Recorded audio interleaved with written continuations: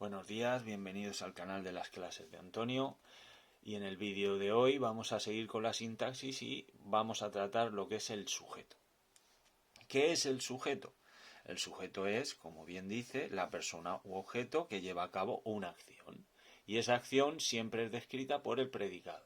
Por eso, siempre que vayamos a analizar una oración, lo primero es localizar siempre el verbo, como veis aquí, y después comprobar quién va a hacer esa acción. Y una forma muy sencilla es ver si con quién concuerda en persona y número con el verbo. Y ese será el sujeto, ¿vale? Estaría la pregunta quién, pero ya sabéis que no suele funcionar 100%, ¿vale? Por eso preferimos que sea ver que concuerda en persona y número con el verbo, ¿de acuerdo? Vamos a ver este ejemplo, mirad.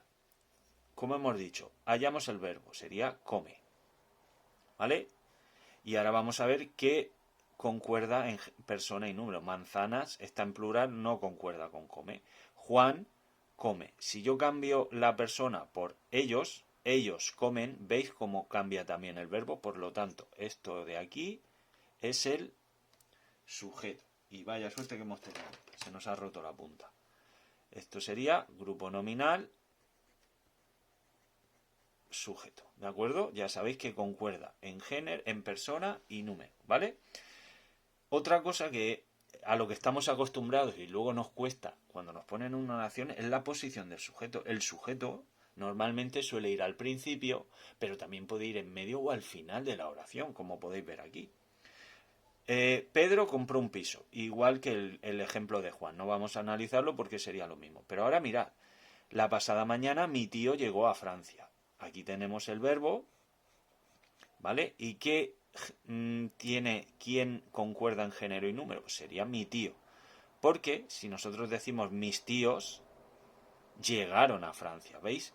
Ni cambia la pasada mañana ni a Francia, sino únicamente cambia el verbo. Por lo tanto, esto sería el sujeto, ¿vale? Y también podemos ir y ver lo que está al final. Todos los días llega tarde el autobús. Vamos a ver.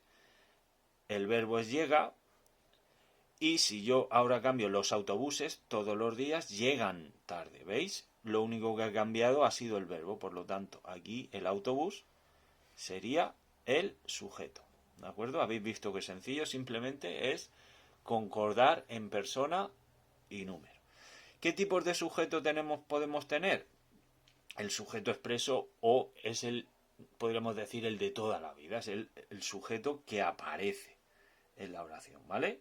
Como veis, tenemos mi casa es bonita. Ya sabéis que el verbo es, ¿vale?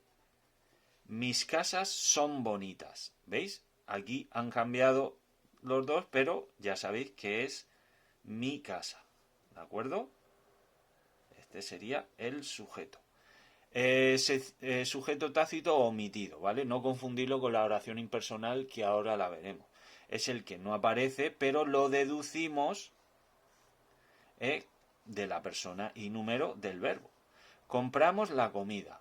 Si veis, compramos, vamos a ver qué pronombre personal concuerda con compramos. Yo, tú, él no concuerda, sería nosotros. Entonces lo debemos indicar, lo escribimos, y este sería el sujeto tácito u omitido, ¿vale? Y tenemos que deducirlo, como hemos dicho, del género y persona del verbo.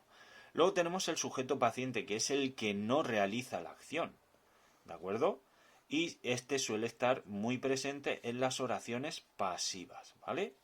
Ya sabéis, como hemos visto en el predicado, que las oraciones pasivas son aquellas que tienen el verbo ser y un participio como núcleo del predicado. Como veis, el verbo estaría aquí, es comprada, y el sujeto paciente sería la entrada. ¿Por qué? Porque la entrada no se compra a sí misma, sino la compra una persona. ¿Vale? Pues por lo tanto esto es un sujeto paciente, no realiza la acción.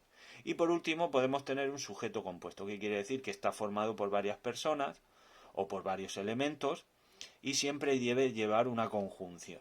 ¿De acuerdo? Como veis, el ejemplo es Pedro y Ana corren, el verbo sería aquí. Si yo pusiese solo Pedro, Pedro corre, veis, cambia, por lo tanto este es el sujeto.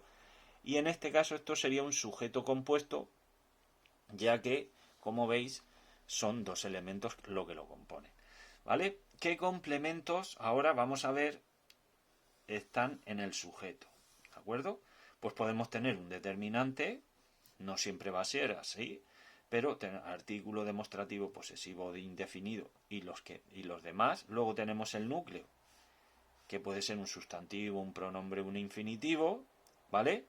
Eso ya lo veremos ahora en siguientes vídeos con ejemplos más concretos. Y luego tenemos unos complementos, ¿vale? Esos complementos puede ser un adjetivo, un grupo preposicional que la mayoría de veces actúan como complemento del nombre, una posición explicativa o especificativa, ¿vale? Ya sabéis que la posición suele ser un sustantivo o un grupo de palabras que acompañan al núcleo y que si va entre comas sería explicativa y si no sería especificativa. Pero no os preocupéis porque esto lo veremos en un vídeo solamente para centrarnos en este aspecto, ¿vale? Ya sabéis que este orden puede variar, como lo mismo la posición del sujeto. O sea, puede ir primero el complemento o el núcleo después, ¿vale?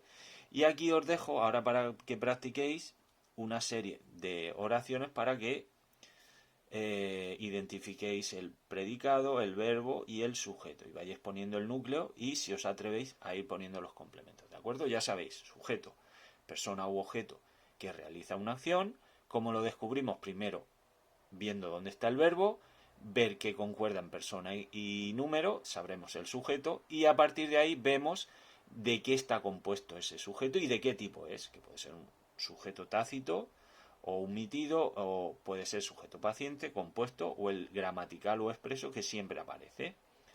Luego vemos qué tipos de complementos llevan y ya en vídeos posteriores veremos ver qué función tienen esos complementos. ¿De acuerdo? Ya sabéis, cualquier duda lo dejáis en comentarios o me preguntáis luego en clase.